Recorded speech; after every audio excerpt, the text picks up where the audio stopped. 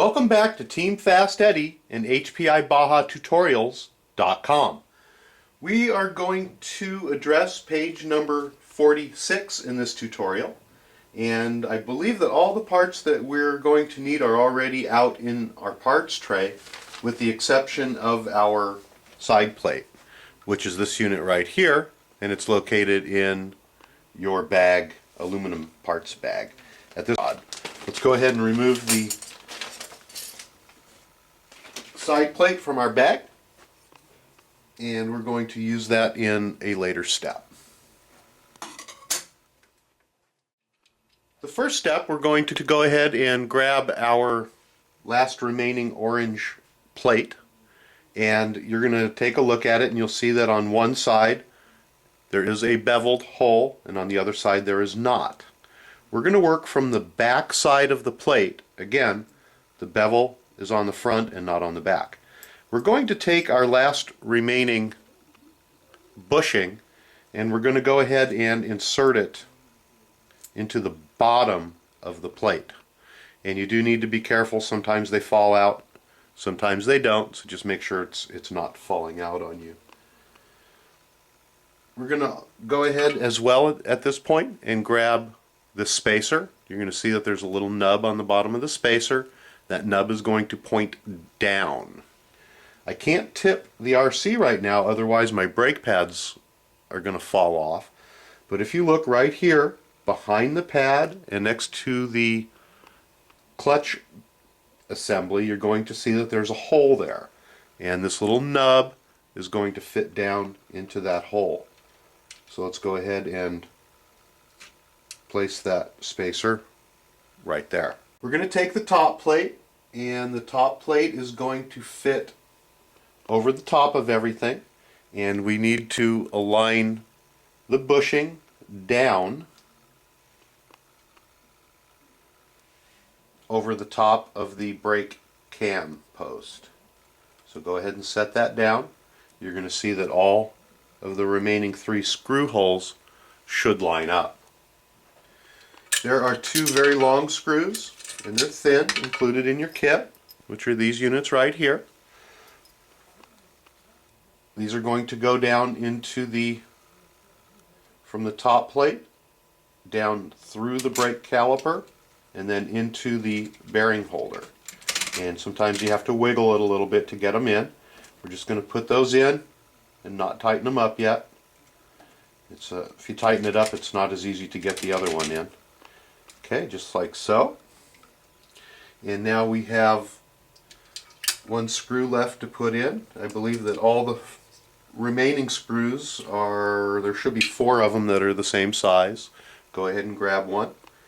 And we're going to go ahead and insert that. Whoops. I'm going to grab the longest one and insert that in through the back plate, or the top plate, and go ahead and tighten that up. Don't tighten up everything all the way at this point, just get it snug, put it in until it touches, and then go ahead and do the same for the longer bolts that are on the side here.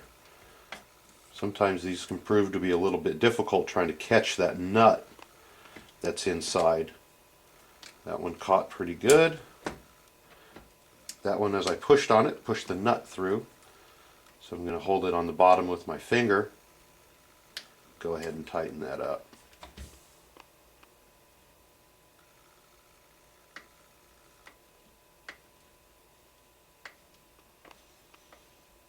They are long screws.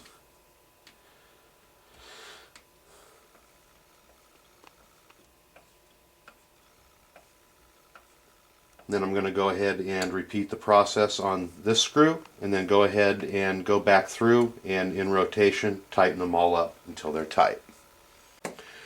Once you get the assembly together, what we want you to do is to go ahead and rotate the shaft and make sure that there's no binding going on. If there is, just double check that you're straight on this shaft and that there actually is a little bit of play in there.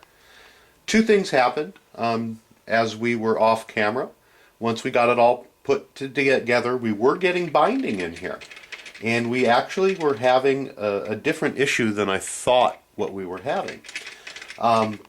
If you are very simply just getting binding, the first shim that we put in, which rides directly behind this plate, which was the thinner piece of metal, you can actually take the assembly apart and remove that shim, and that will allow you a little bit more clearance so that you can get no binding on there and your brakes aren't dragging.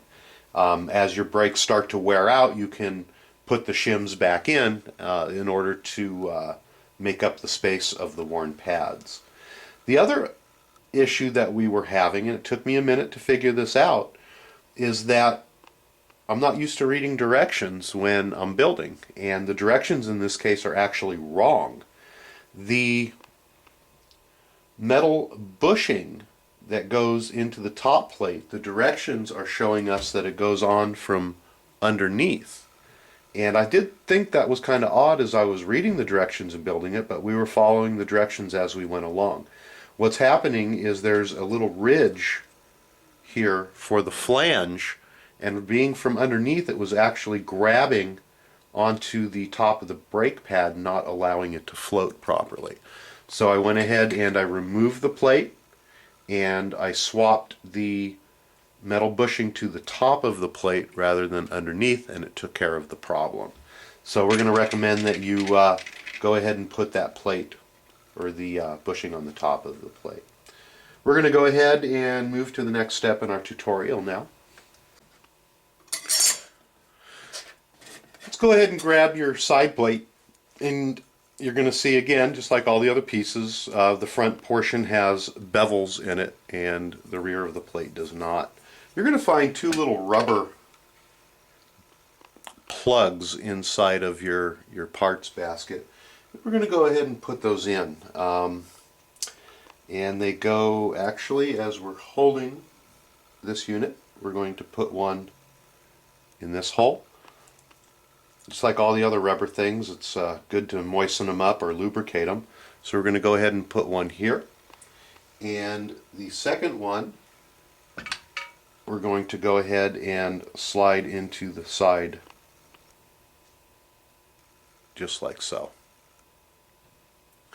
This bracket is going to fit down right over the pinion and is going to slide up and should go on. Sometimes it's a little bit of a press fit as you get it in, and you do need to work with it, but it does slide evenly over everything, or it's supposed to here.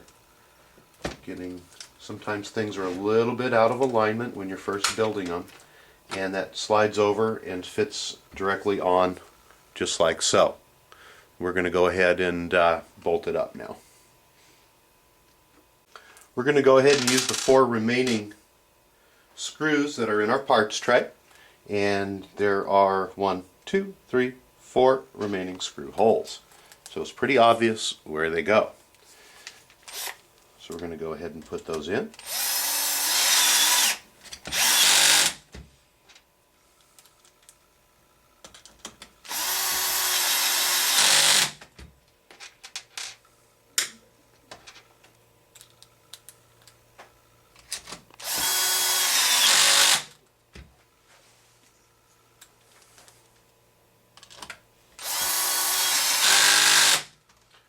Just like so. Make sure your rubber plugs are still in there when you're done.